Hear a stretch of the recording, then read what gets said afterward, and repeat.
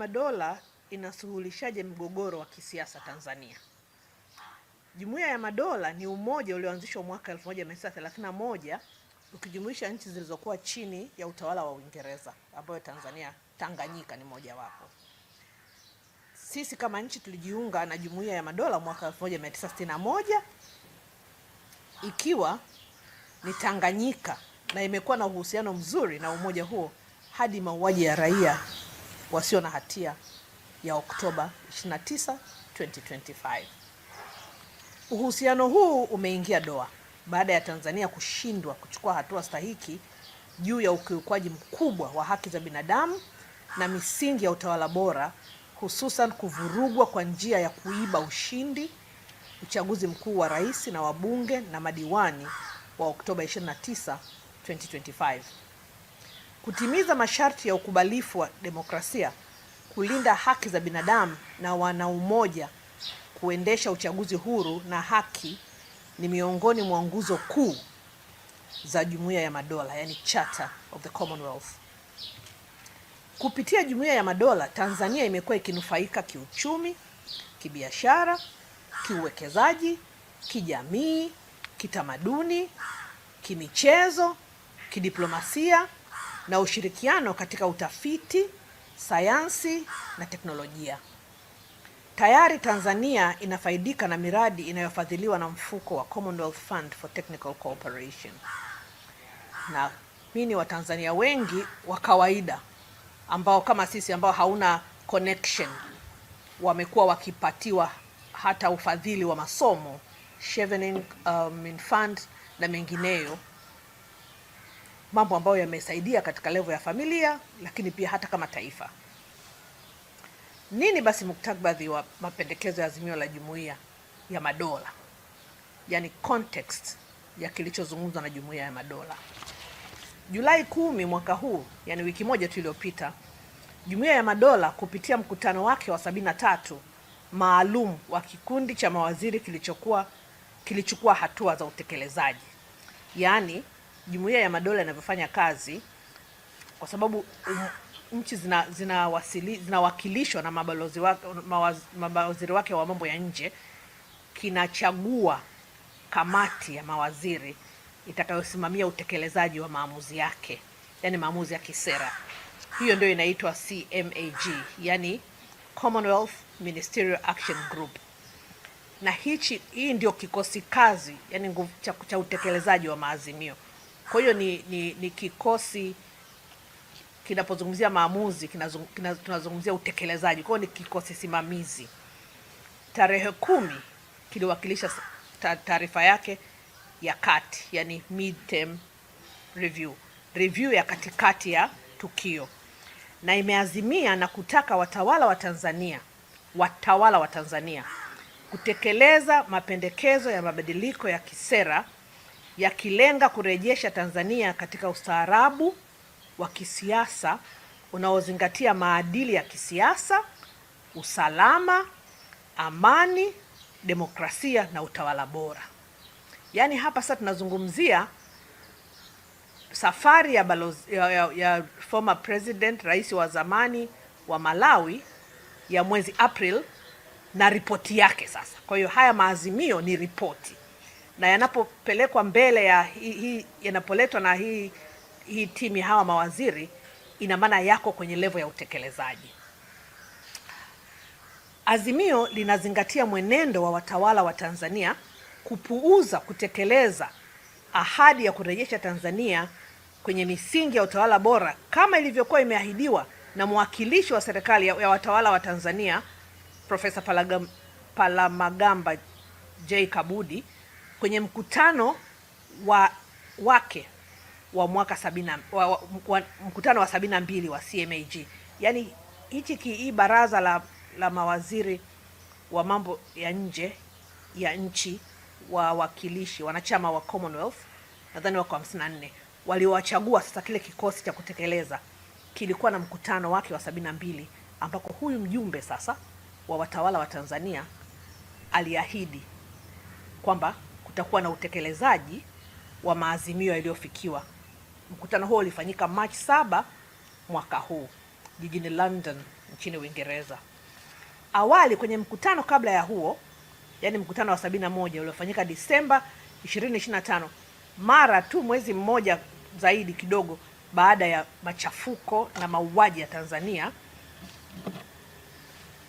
CMAG iliitaka serikali ya Tanzania kuchukua hatua za kuwawajibisha wauaji wa Oktoba 29 mwaka 2025 kwa mujibu wa katiba na sheria za nchi.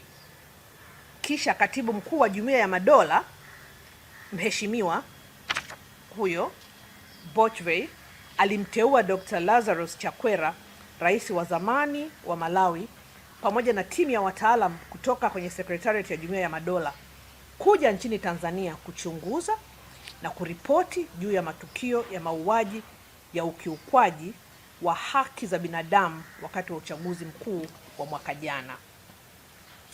Kama nilivyosema, safari hiyo ilikuwa ni kati ya April 8 na 22 mwaka huu.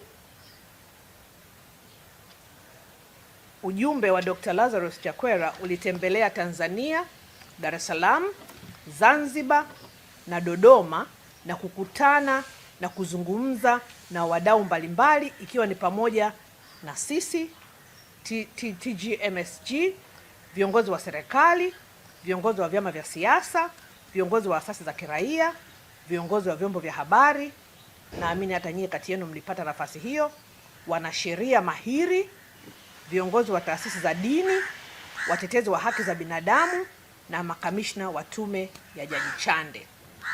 Hivyo kwa kuzingatia mchakato huo, sisi TGMSG tunaunga mkono azimio na mapendekezo ya CMAG kwa kuwa ni shirikishi na inaakisi pamoja na kuzingatia matakwa halisi ya Tanzania kwa sasa, kiusalama, kidemokrasia na kiutawala bora kwa raia na ustawi wa nchi.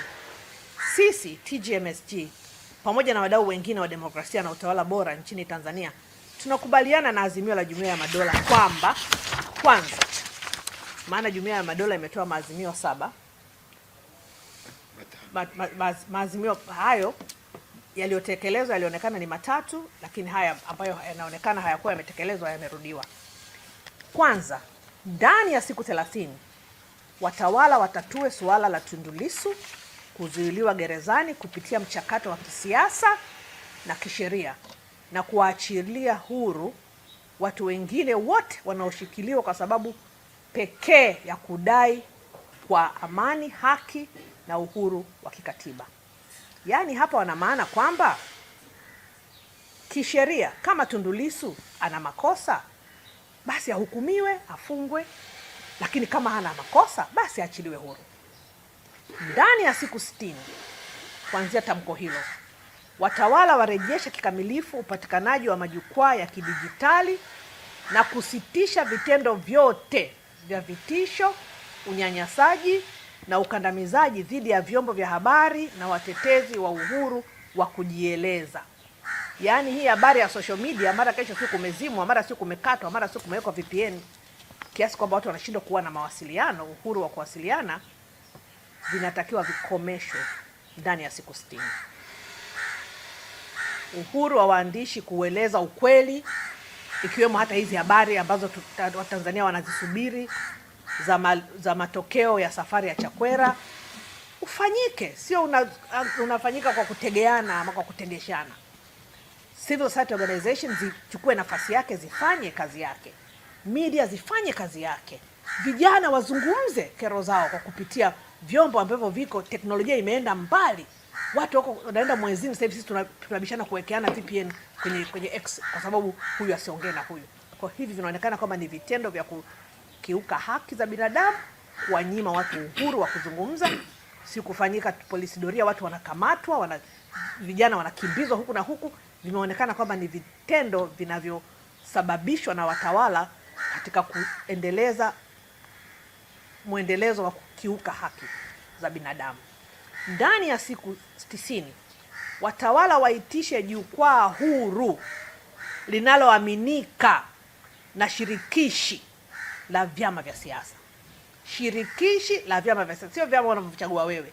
Vyama shirikishi ambavyo Watanzania wataona kwamba hivi ni vyama vinavyotuwakilisha sisi mahali ambako tunaweza tukafanya siasa, kwa sababu kama nchi tumejiwekea limitation, zuilio, kwamba huwezi kufanya siasa nje ya vyama vya siasa.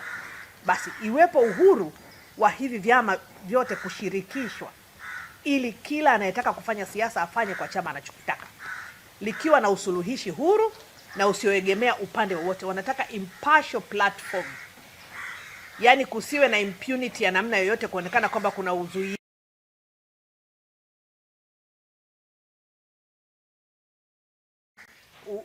yani kumbania mwingine, limitation. Hapana, lenye mamlaka ya kujadili na kupendekeza hatua kuhusu mageuzi ya mfumo wa uchaguzi, kwamba lazima Watanzania kupitia hivyo vyama vyao vya siasa walivyochagua wao wawe na uhuru wa kutoa mapendekezo. Sio ukitoa pendekezo ionekane ni kosa la jinai. Hapana, inatakiwa kuwe na uhuru wa kutoa mapendekezo ya namna gani tunataka mfumo wa uchaguzi unaoweza kuruhusu ushirikishwaji jumuishi wa watu wote bila kujali jinsia zao, umri wao, kabila lao, dini yao, chama chake, chama gani kimekuwa. Kwa hiyo kinatakiwa hicho, lakini pia ushindani wa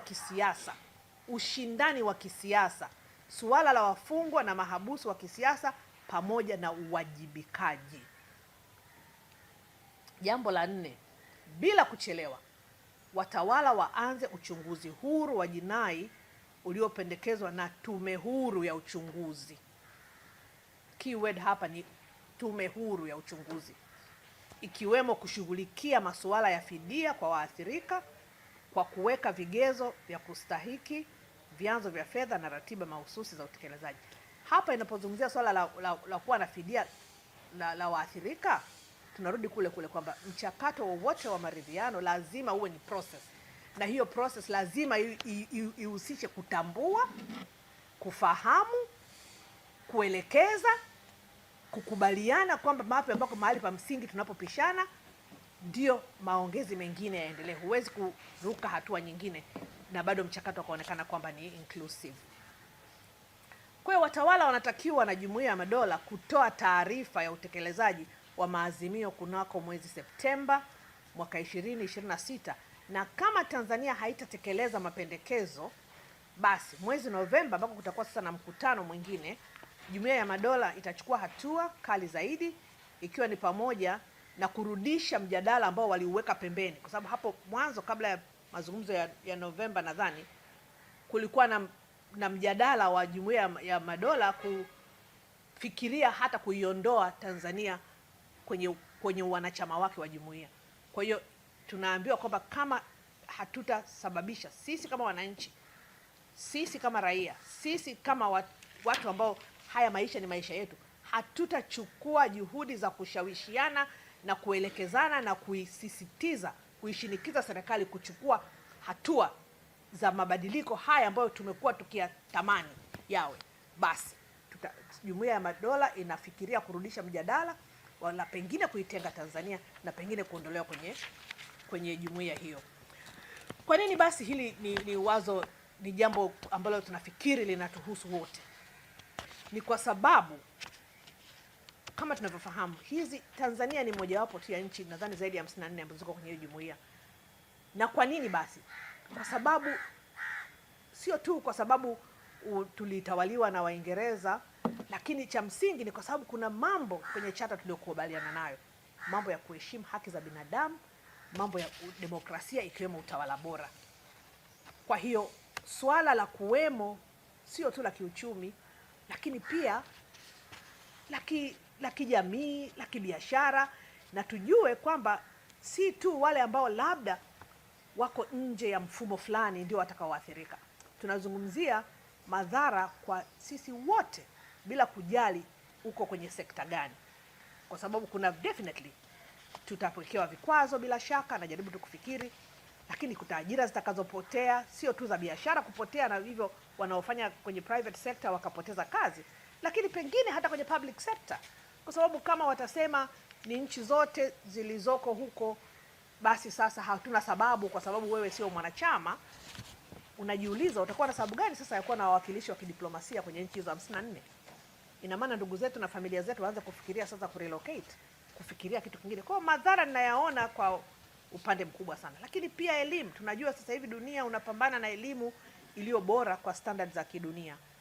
Kwa hiyo tunazidi kupunguza nafasi ama fursa za Watanzania, vijana, wazee, watoto.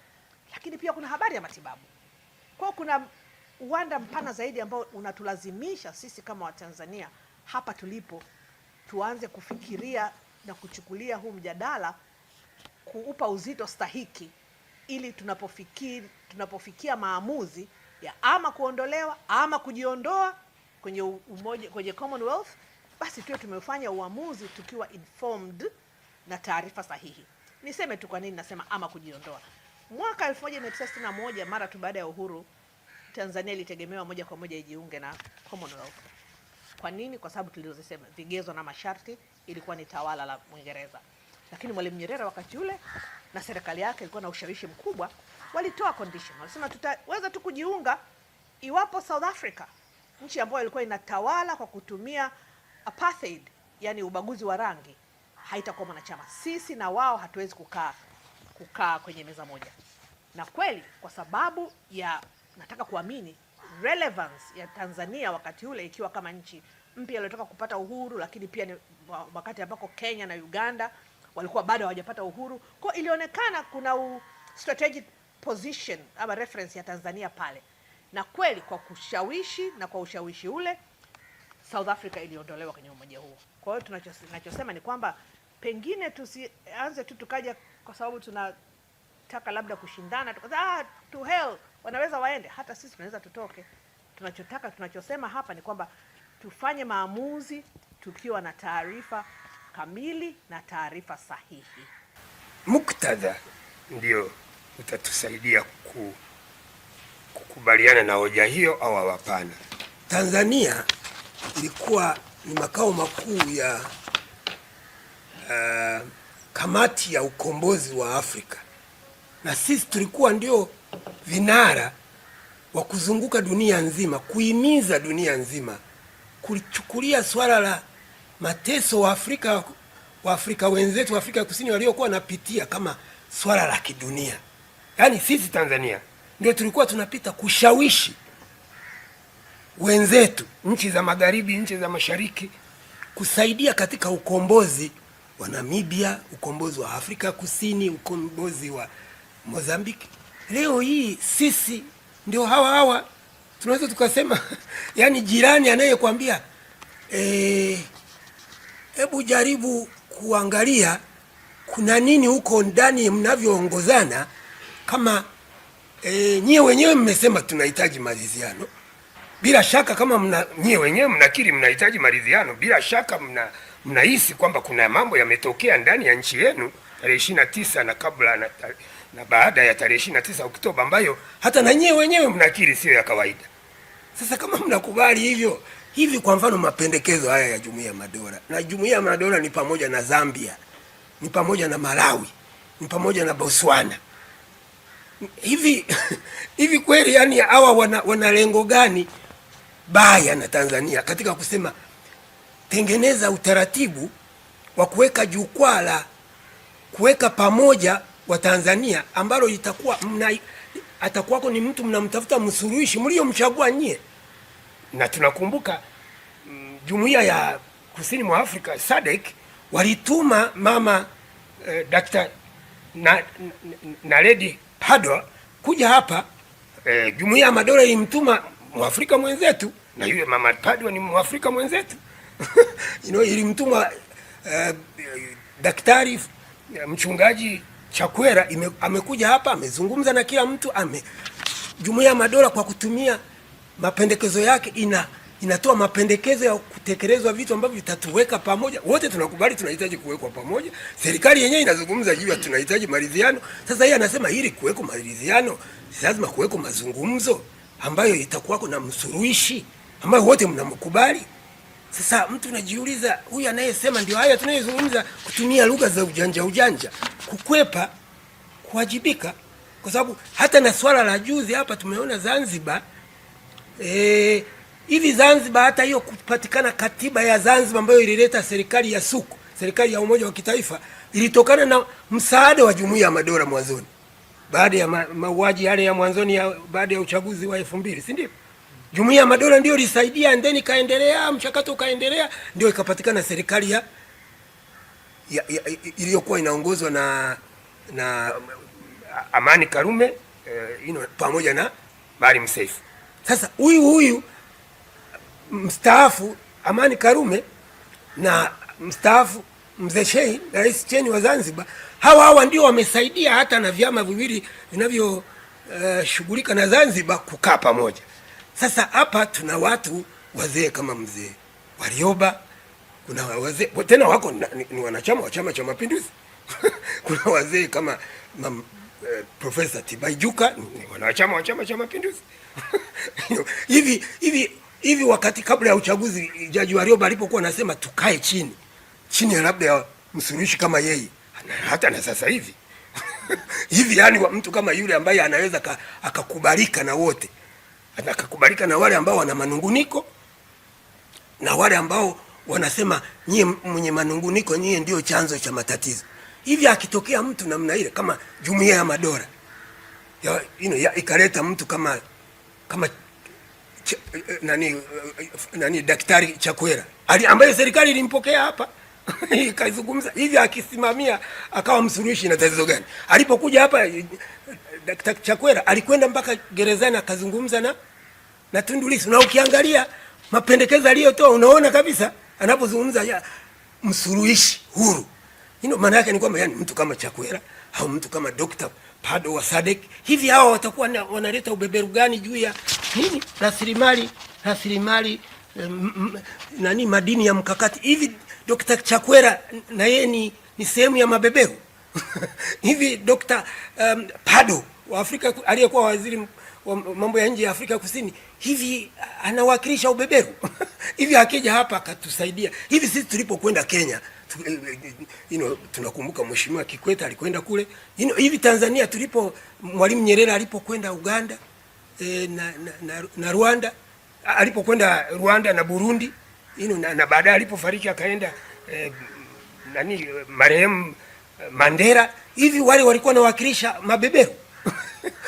Yani mimi nafikiri wakati mwingine ni heshima tu tunawapa walio madarakani, lakini nafikiri na wenyewe wakilala usingizini wakaamka na siku njema, watajua mapendekezo ya Jumuiya ya Madola ni mapendekezo ya haki, yana nia njema, na wasaidiwe kuyaelewa hivyo kusudi wayatekeleze, kwa sababu haya mapendekezo hayana uhusiano wowote na kwamba rasilimali, yani Jumuiya ya Madola Afrika Kusini, Mozambiki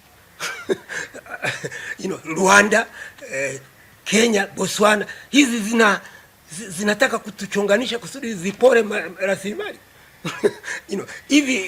Hivi sisi tulipokuwa tunashinikiza nchi za magharibi zishiriki katika kuwekea vikwazo Afrika Kusini, tulikuwa tuna nia mbaya, na makaburu walikuwa nasema enzi zile kwamba yani hawa ANC ni wakomunisti na wakomunisti wana uchu na rasilimali za Afrika Kusini. Hivi ilikuwa ni kweli hiyo? Wewe unasema kwa heshima na taadhima, ndugu zetu waandishi wa habari, wakati mwingine moyo unawauliza wao wenyewe, hivi haya mapendekezo ya Jumuiya ya Madola yana mabeberu nyuma yake kweli? Haya mapendekezo haya manne yana ubeberu nyuma yake upi? Yani au hivi mtu anayesema ukitaka maridhiano lazima uanze na mazungumzo, na ili kusudi na mazungumzo yaliyo shirikishi lazima uchukue mtu kwanza, wewe kama mamlaka sema, kama ulivyomruhusu Chakwera akaja hapa na akawa anaita yoyote hivi, si wanaweza kafanya hivyo? Wanaweza kumwambia Chakwera arudi aendelee, alafu na sisi atualike mahali, inaweza kawa hata ndani ya nchi, sio bana, hafu tuzungumze. Hivi ina tatizo gani hiyo? Ina ubeberu gani hiyo? Hivi ina hila gani nyuma ya kwamba eti yani watu wanatafuta rasilimali madini ya mkakati? Mambo mengine nafikiri yani wakiachana nayo, wakasikiliza nyoyo zao na dhamiri zao, watakubali kwamba yani haya mapendekezo hayana matatizo na yanatekelezeka. Sijui wenzangu kama wanaweza kaongezea. Asante. Mimi ningeomba ni address kidogo, nichangie kwenye swali la nini. Yote yanayofanyika ni kwa sababu ya rasilimali. Hivi rasilimali zetu ni nini, ndugu mwandishi wa habari? Sisi kama Watanzania, rasilimali zetu ni, tuliambiwa ili tuendelee tunahitaji mambo manne. Rasilimali zetu ni ardhi.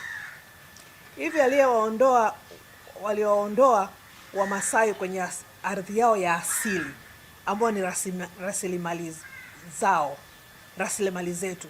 Huyu alikuwa anataka anatuonea wivu? Ni huyo beberu anayetaka kuja kuchukua rasilimali zetu? Rasilimali zetu ni ardhi. Aliyefuta kijiji kizima, kuna kijiji kinaitwa Tanganyika, ni huyo anayekuja kutaka kuchukua rasilimali zetu? Aliyewaondoa, nasikia kuna mbunge mmoja mara nyingi anazungumziaga, nadhani Nyamwaya Tarime huko, anazungumziaga ward ambayo imekuwa affected kwa sababu kuna mtu aliyechukua ardhi yao kwa sababu ya hifadhi, si ya msitu. Huyu anataka anatuonea wivu kwa sababu ya rasilimali zetu. Rasilimali zetu ni bandari zetu kwa Tanganyika, bandari zote za maji ya chumvi, maji ya baridi na bandari za ardhi kavu ni rasilimali zetu. Aliyezichukua ni huyu mtu anataka kutuletea chokochoko ili kutugombanisha na nani? Rasilimali zetu ni watu, vijana wanaodai haki ya kupata ajira pasipo upendeleo. Baada ya kumaliza shule, 54% tunaambiwa ya wanafunzi wanaomaliza vyuo vyetu vikuu hawapati ajira, hawana ajira. Sasa rasilimali yao ni ajira zilizoko. Anayeshindwa kuwapa ajira ni huyo mtu anayetaka kutusababisha kutunyang'anya rasilimali zetu. Kwa mimi nadhani kuna maswali mengine, samahani, watawala wanaweza wakawa wanaongea siasa, lakini kwetu sisi it's not a rehearsal, ni real life, ni maisha yetu ya kila siku ambayo yanakuhusu. Haya, rasilimali zetu ni bei rafiki za mafuta. Leo hii wanaofanya kwenye public transport, ambao bahati mbaya hatuna mfumo wa public unaweza kutusababisha tusafiri hapa na pale, tumeshindwa. Tumewachia watu binafsi, tunataka watusafirishie wake zetu wajawazito, watusafirishie wanafunzi wetu, watoto wetu kwenda shule kwa bei ya ajabu. Lakini mafuta yanapopanda, hiyo ni rasilimali yao. Sasa inachukuliwa na nani? Nani anayechukua? Nani anayeweka bei ambayo inapanda tu haishuki na wala haina huruma wakati kama huu? Rasilimali yetu ni gesi ya Mtwara, gesi yetu hapa Tanzania. Tukaambiwa tuna miradi mingi tu ya kutufanya gesi itapungua mafuta. Leo tumepanda mafuta ya nini, gesi ya nini inauzwa 1500. Huyu bwana ndugu yangu alikuwa kwenye technical team ya huko mambo ya policy ya gesi. Tunashangaa kwa nini gesi isiuzwe shilingi 200, shilingi 500? Hizo ndio rasilimali zetu. Sasa ni nani anayezichukua hizi rasilimali, anayetaka kutusababisha tukubaliane na Commonwealth kwa sababu anataka kuchukua rasilimali zetu? Yeye ndio anayechukua gesi yetu. Hizo ndio rasilimali zetu. Tunawaambia watawala, sisi tunaongelea mambo asilia. Unapokuwa hapa nyumbani, gesi hata hii tunaambiwa ya mitungi, miezi mitano iliyopita mimi nilinunua mtungi wa lita ngapi ule mkubwa, 55,000. Juzi nimereplace nyumbani kwangu shilingi 65,000. Sasa hizo ndio rasilimali zetu. Kwa hiyo ni nani huyu anayetaka kuchukua rasilimali yangu, anayenigombanisha kwa sababu anataka kuja kuchukua rasilimali yangu? Misitu yote iko wapi? Iko wapi? Samaki wako wapi? Hizo ndio rasilimali zetu tulizofundishwa na Mwalimu Nyerere, labda kama mimi sikuelewa somo la civic education. Kwa hiyo huyu anayetuambia kwamba yanafanyika kwa sababu ya rasilimali zetu, either yuko misinformed au anataka sisi misinform. Na yote mawili si mazuri. Tunapozungumzia mambo serious kama haya, kama masuala ya kitaifa, tuangaliane sisi wote kama shareholders, kama wadau kwenye taifa hili. Hakuna hapa aliyekuja kama mpangaji. Sisi wote ni wadau. Kwa mambo yanayotuhusu tuyazungumze kama mambo yetu, na tuangaliane kwa unafuu wa kumwangalia mwenzako anaponea wapi. Hatuna mafuta ya bure, hatuna allowance za per diem, hatuna DSAs. Tunaishi maisha ya uhalisia. Nimaliza kwa kusema huyo anayetunyang'anya haya basi ndio anayechukua rasilimali zetu, na si beberu, sio anayetoka wapi, si mbuzi.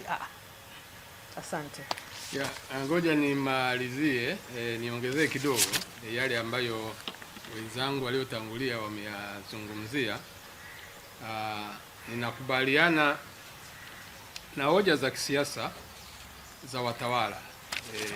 Kwa hiyo kila hoja ya watawala inavyotolewa tunatakiwa kuiangalia vile vile raia tunaiangalia kwa macho ya usahihi na macho ya siasa. Ninachojua ni kwamba serikali au watawala wanazungumza wanachokizungumza kwa kuzingatia kwamba wanajitetea, wako kwenye muktadha wa kujitetea zaidi kuliko kuwa kwenye muktadha kusema yale ambayo ndiyo ya kweli. Na bahati mbaya watawala wanajiona kama wao. Anaposema nadhani rasilimali zetu, vile vile anajiona kama yeye kama kiongozi nadhani zaidi kuliko kuona kama ni raia. Kwa hiyo mambo kwenye hoja ya kwanza tunaposema haki za binadamu, hatuzungumzii miundo na mifumo yale structures na systems. Tunazungumzia kinachofanya kazi. Kwa hiyo kuwepo na mahakama, kuwepo na jeshi la polisi, kuwepo na mahakimu, kuwepo na majaji, kuwepo na sheria, lakini haki haipatikani, maana yake ni kwamba mtu pengine anatuhumiwa kabla hajafika kituo cha polisi ameshapigwa, ameshaumizwa, kabla hajaeleza hajatoa maelezo kama kuthibitisha kama anakosa au anakosa, ameshakaa ndani mwaka, kama tumeona swala la Tundu Lissu. Tumeona kwa swala la Tundu Lissu japokuwa kesi na wanadai inaendelea, lakini tumeona mpaka sasa hivi imepita mwaka na zaidi, kwanza mwezi Aprili mwaka jana, mahakama Kisutu pale, mahakama kuu, hatujaona ushahidi wote ambao serikali imeupeleka Lissu ameuchukua, umekuwa kwake. Yani anasema impeachment, ameutungua alafu karudi kwake, na serikali mpaka leo hajatoa ushahidi wote. Tuliona mwezi wa pili ambapo serikali ililazimika kubeba makaratasi na vilago wanasheria wake wakaenda kukata rufaa, jambo ambalo nadhani ndio tunasubiri sasa hizi na maelezo. Kwa hiyo point nasema hapa ni kwamba swala la haki za binadamu ni namna ambavyo mifumo na miundo na sheria inavyohakikisha kwamba hakuna anayeonewa, hakuna anayeteswa, hakuna anayeuawa, hakuna anayetekwa, isipokuwa kwa namna ambayo sheria inafanya kazi na bila upendeleo wote. Kwa hiyo tukiona haya yanatokea, kuwepo kwa mahakama pekee yake hakutoshelezi kwamba Tanzania inaonewa, haki za binadamu zinatimizwa kwa sababu kuna mahakama. Kikubwa ni kwamba tumeona ripoti ya Chande kwa mfano inasema zaidi ya watu 500 kwa mujibu wa ripoti ya Chande aliyozungumza wakati ule, zaidi ya watu 500 wakatekwa kwa ripoti ile alizozungumza. Nadhani 578 kitu kama sikosei. Akasema wametekwa, na kati yao 500 wameuawa. Yes. Na lakini wakati ule ule akasema kwamba kuna watu zaidi ya 200 ambao mpaka leo hawajapatikana kwa mujibu wa ripoti ile alikuwa anazungumza Chande katika alivyozungumza wakati ule. Sasa unajiuliza, mtu anachukuliwa, anapotezwa, hajulikani mzima, hajulikani kafa, polisi hawafanyi kazi yoyote kuchunguza, wakichunguza wale taarifa. Sasa hizo uweze kwamba kuna polisi, kuna mahakama, wakati watu wanateseka, wanateswa na wanawekwa ndani na bila kufikishwa mfumo rasmi wa mahakama ambao washewaki ambao unaweza kutoa maamuzi. Kwa hiyo hiyo ndio maana tunasema, kwa hiyo hoja ya serikali au hoja ya waziri mkuu si sahihi kwa maana mengine. Hii swala la rasilimali pengine niongeze kidogo kwa walikozungumza wenzangu.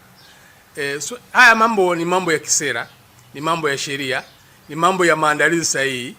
Na swala la kwa mfano rasilimali madini tumelijadili sisi kwenye jamii ya kiraia kuanzia mwaka 1997 ilivyoletwa sera ya madini. Na hapo ukirudi nyuma mwaka 1975 Mwalimu Nyerere aliweka sera ya kuhakikisha kwamba madini makampuni makubwa hayana sababu ya kuchimba madini, maandalizi yafanyike ili makampuni makubwa kama yatakwepo yatokane na Watanzania ambao wamejifunza, wajua namna ya kufanya biashara na kuchimba madini. Mwaka 97 serikali ikafuta hiyo sera, ikaleta sera nyingine. Alafu sera iliyokuja mwaka 97 ikagawa miradi yote, ikagawa madini yote kwa wageni, ikagenisha kwa mara mengine, na mpaka leo umefanyika mabadiliko kidogo mwaka 2010 na mabadiliko mengine 2017. Lakini tumeona juzi hapa kwa mfano mikataba ipo, lakini mikataba ile iliyopo sasa hivi inasema kwamba mwekezaji wa madini akipewa mkataba wanaita MDAs, Mining Development Agreements, ule mkataba unamwezesha huyo mchimba madini anaendeleza madini mgodi kumiliki yale madini yaliyochimba pale, na hiyo migodi inasimamiwa na serikali. Jamii ya kiraia imezungumza muda wote, na wakati ule hata Tundu Lissu kabla hajaingia kwenye sasa alikuwa anazungumza swala hilo hilo. Kwa nini tunagawa madini yetu, tunawapa makampuni wanaokuja hapa? Lakini vile vile mwaka 2017 wakati wa utawala wa Magufuli ilitungwa sheria vile vya kulinda rasilimali katika mswada na baadaye sheria ya fedha ya mwaka 2026-27 ya sasa hivi wameweka kipengele kinasema baraza la mawaziri litakuwa na mamlaka ya kusamehe kodi kwa makampuni makubwa, sio wachimba madini wadogo, kwa makampuni makubwa. Maana yake wanafuta sheria ile iliyokuwepo inayolinda madini na mikataba. Baraza la mawaziri kwa maslahi yao bila shaka watakuwa na uwezo wa kuamua kwamba huyu kampuni fulani tuisamee kulipa kodi. Kwa katika mazingira haya uone hoja ya msingi ya kwamba serikali kusema kwamba inalinda rasilimali zisichukuliwe na mabeberu hasa madini ni hoja sahihi. Si hoja sahihi, nadhani ni mambo ya kusema sema tu.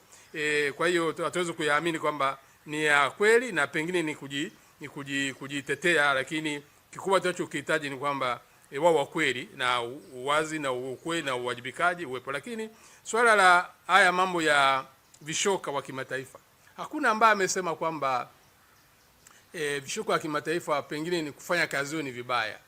Lakini kwa nini unahangaika kushughulikia swala ambao liko hapa nchini lishughulikiwe na watu ambao hawajui kinachoendelea hapa Tanzania? Na kwa nini walipe? Kwa mfano serikali na watawala kwa maana mengine wangetambua umuhimu kwa mfano wa wazee, umuhimu wa viongozi wa dini, umuhimu wa watu ambao wanaheshimika, waandishi wa habari wanaheshimika, umuhimu wa jamii ya kiraia na viongozi wake, alafu pengine ikaweka utaratibu hata wa kisheria kupata watu ambao wanaaminika kwamba ni wa kweli. Mbona tunamsema mzee Warioba kwa mfano? Ni mtu wa CCM lakini watu wanamwamini. Kwa mfano kwa nini watu wanawaamini kama viongozi wa Katoliki? Kwa hiyo vitu kama hivyo, watu kama hao, kama mfano Profesa Tibaijuka, kwa nini watu wanaona kwenye mitandao ya kijamii wanamsema kwamba anaweza akawa sehemu ya watu ambao wanaonekana wanaaminika?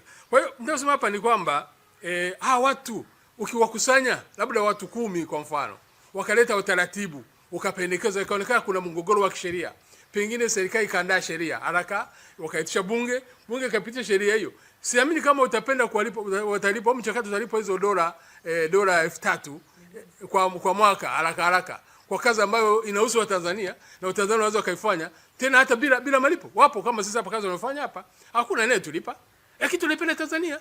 Kwa hiyo tausema hapa ni kwamba pengine serikali iache kujitetea, itambue kwamba Watanzania, nchi ni ya Watanzania, ni sisi, ni nchi yetu wenyewe, tunayo tukaitumikia, tuifanyie kazi, na swala la amani na usalama na utawala bora sio swala la serikali au watawala, ni swala la raia wote. Pengine wasiokuwa na taifa wapewe taarifa, wasiojua wajibu wajue wajibu wake ni upi, alafu tuweze kutatua tatizo hili. Kwa tukilitatua sisi wenyewe na tukalihakikisha kwamba tunalimaliza, tunaweka utaratibu wa katiba, tunaweka vitu vingine pengine hata kabla ya katiba. Kwa mfano sheria ya uchaguzi. Kwa nini sheria ya uchaguzi ilitumwa mwaka juzi 2024 lakini tayari inaonekana ni ya zamani? Na tulisema kwamba baada ya vipengele hivi si sahihi. Kwa nini sheria kwa mfano matokeo ya rais yasiyojua mahakamani? Kwa mfano kwa nini tume ya taifa ya uchaguzi inapofanya makosa yasiyojua mahakamani? Kwa mfano mmoja tu wa muhimu sana. Tume kwa mujibu wa sheria ya sasa hivi inasema kwamba chama cha siasa kikipata 5% ya kura za wabunge wa chama husika wote nchi nzima, watapewa viti maalum na 5%. Na 5% ya viti maalum ni viti 6. Yaani chama ambacho kinapata 5% ya shukura za nchi nzima kinapewa viti 6. Na kuendelea, kama kimezidi pale vinaongezeka. Lakini mpaka sasa kuna chama ambacho kipo bungeni kina viti 2. Tume imekaa kimya. Sasa unajiuliza viti 2 vitoka wapi? Wakati sheria inasema 5% ni viti 6. Kwa mujibu wa viti vya bunge ambavyo vipo saizi 272 ambao ni viti vya bunge. Kwa hiyo 5% ya viti vya bunge 272 ni viti 6. Lakini kuna chama kina viti 2 na kipo, na tume ukiuliza haisemi chochote. Kura zimetoka wapi hizo za kushtuka kutoka nje ya 5% threshold ikafika watu 6 ikaja kutengeneza watu 2. Kwa hiyo vitu kama hivyo ambavyo ukiviangalia vina kuonyesha kabisa kwamba tume ikiwa vyombo vya utawala vikiwa vya kweli, vikiwa halisi, ikafanya mambo yanayotakiwa yafanyike, tuna uwezo sisi wa Tanzania kutatua matatizo yetu kumaliza baada ya kutafuta vishoka. Sasa tukishatoka pale tunajua kabisa kwamba kwa mfano Nigeria, kwa mfano tu Nigeria ina wasomi wengi sana. Wako New York, wanaweza wakafanya mambo makubwa zaidi, wakahamasisha miradi mikubwa na nini. Sisi tutafanyaje kama taifa? Tusema basi tupeleke vishoka kule tuwaajiri wale wako kule watusaidie kama taifa. Pengine tunataka uwekezaji kwenye gesi kama walivyosema wenzangu. Tunaona tu kwenye gesi tunaibiwa. Tunatafute watu ambao pengine tutakuwa na unafuu zaidi. Hizo ndio kazi za kuajiri vishoka kwa ajili ya nchi kunufaika. Sio kazi hizi za kusaidia kusafisha viongozi ambao wanatuhumiwa na raia, wanatafuta watu wa kuwasafisha huko nje. Nadhani sio, nadhani haiwezi kutusaidia. Na kwa kumalizia katika hilo, niseme tu kwamba swala la gesi hilo ambalo mwaka 2016 sera iliandaliwa hii gesi ya kwetu kuuzwa asilimia 30 au 1/3 ya bei ya nishati, bei ya nishati inayotokana na mkaa. Kwa mfano kama bei ya nishati inayotokana na mkaa kwa pamoja shilingi 1000, maana yake unit moja ya nishati ya gesi iuzwe shilingi 330. Na tukamaliza, kazi ifanyika wakati alikuwa Profesa Mongo. Sasa hizi wakakaa kimya. Mpaka leo juzi hapa tumeona wanatoa, sasa hizi tunauliza hapa gesi inauzwa shilingi 1500 unit moja, kilo moja. Kwa nini? Na hakuna anayesema chochote.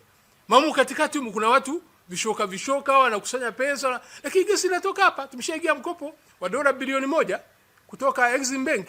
Nadhani kwa 2012 kama sikosei, kwa ajili ya Tanzania. Gesi ije hapa Dar es Salaam, iende Mwanza, iende kila mahali, tupunguze gharama za kununua mafuta. Sasa haya ndio mambo ambayo yanatakiwa yajulikane, yawe wazi, kila mtu anufaike. Sasa katika hali kama hiyo, watu wakizungumza, wakielewa, wakauliza, hatuna sababu ya serikali kusema kwamba watu wanauliza kwa sababu wanataka kuleta mabeberu. Wanataka rasilimali zao zisimamie vizuri. Wanataka anayewajibika anaweza kusimamia mambo yao na watu wanufaike nazo. Kwa hiyo nadhani pengine hiyo hoja za serikali ni sawa za kujitetea, lakini hazina mahali pa kushika. Ni hoja zao za kisasa. Kimsingi wakubaliane angalau mwanzo huu wa Jumuiya ya Madola, ni mwanzo huu, lakini watoke huko walikozoea, warudi katika muktadha wa raia kudhibiti nchi yao, washirikiana na raia na nchi itakwenda sana. Tuna wasomi wengi sana, wataalamu wengi sana ambao wanaweza kushiriki wakasaidia Tanzania kutoka hapa ilipogota na kwenda mbele zaidi na kila mtu akanufaika. Kwa niaba ya raia ni sisi, wito wetu kwa raia na wadau wa Tanzania, tunawahimiza raia wa Tanzania kuunga mkono jitihada zinazofanywa na Jumuiya ya Madola kuliepusha taifa letu na mtanziko wa utawala usiozingatia ustaarabu wa kisiasa, haki za binadamu, demokrasia na utawala bora.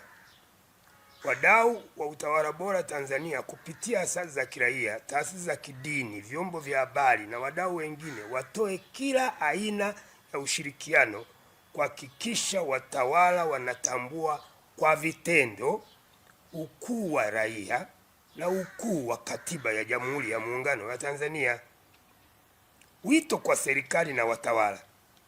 Tunahimiza serikali na watawala kutambua ukuu wa raia na Katiba ya Jamhuri ya Muungano ya Tanzania kisha kutekeleza mapendekezo ya Jumuiya ya Madola kwa kuwa yanaakisi matakwa halisi ya raia wa Tanzania kwa sasa. Kuna haja ya kutambua kuwa Watanzania wanahitaji maendeleo yanayopatikana kutokana na nchi kuongozwa kwa misingi ya utawala bora, sio kuongozwa kwa njia za ujanja wala adaa ya kupitia vishoka au wazengeaji wa kimataifa, international lobbyist. Kuna haja ya kujua kuwa Tanzania ni nchi ya raia wote wanaowajibika kuilinda, na utekelezaji wa mapendekezo ya Jumuiya ya Madola ni njia mojawapo ya kuunga mkono juhudi zinazofanywa na Jumuiya ya Madola kuliepusha taifa hili, kutusaidia sisi wenyewe, raia ni sisi, kujiepusha na taifa letu na mtanziko wa utawala usiozingatia ustaarabu wa kisiasa. Na juhudi hizo ni pamoja na mapendekezo hayo ya jumuiya, hayo matano yaliyotajwa hapo juu, na ambayo inayarudia kwa msisitizo: ndani ya siku 30 watawala watatue suala la Tundu Lissu kuzuiliwa gerezani kupitia mchakato wa kisiasa na kisheria. Sio jambo ambalo lina tatizo jamani, hilo kuombwa na jirani yako. Ndani ya siku 60 watawala warejeshe kikamilifu upatikanaji wa majukwaa ya kidijitali na kusitisha vitendo vyote vya vitisho, unyanyasaji, ukandamizaji dhidi ya vyombo vya habari na utetezi, ambayo ndio njia pekee yake ya kuturudisha pamoja, kutuunganisha pamoja kama watu ndugu wa familia moja. Ndani ya siku 90 watawala waitishe jukwaa huru linaloaminika na lililoshirikishwa vyama vya siasa, likiwa na usuluhishi huru na usiotegemea upande wowote. Ni muhimu hiyo, yenye mamlaka ya kujadili na kupendekeza hatua kuhusu mageuzi mfumo wa uchaguzi, ushindani wa kisiasa, swala la wafungwa na mahabusu wa kisiasa. Hapa utaona nyuma yake kuna majina kama Humphrey Polepole. Hivi Jumuiya ya Madola kupendekeza hayo, kuna ubaya wowote? Kuna ubabe wowote? Kuna kuna kitu chochote jirani yako akikueleza hayo utamchukulia vibaya? Na bila kuchelewa watawala waanze uchunguzi huru wa jinai zinazopendekezwa, ikiwemo kushughulikia masuala ya fidia kwa waathirika, kuweka vigezo vya stahiki vya vyanzo vya pesa na ratiba ya mahususi ya utekelezaji. Hivi yote haya mapendekezo matano, kuna mahali popote Jumuiya ya Madola ambayo sisi ni wanachama wake imekosea kama jirani mwema? Hayo ndio tunafikiria, ndio wito kwa makundi yote wa raia, tuendelee kwa njia mbalimbali zilizo karibu na sisi kuwahimiza watawala watekeleze hayo mapendekezo ya Jumuiya ya Madola ambayo hayana ubaya wowote, hayana ubabe wowote, wala hayana ubeberu wowote.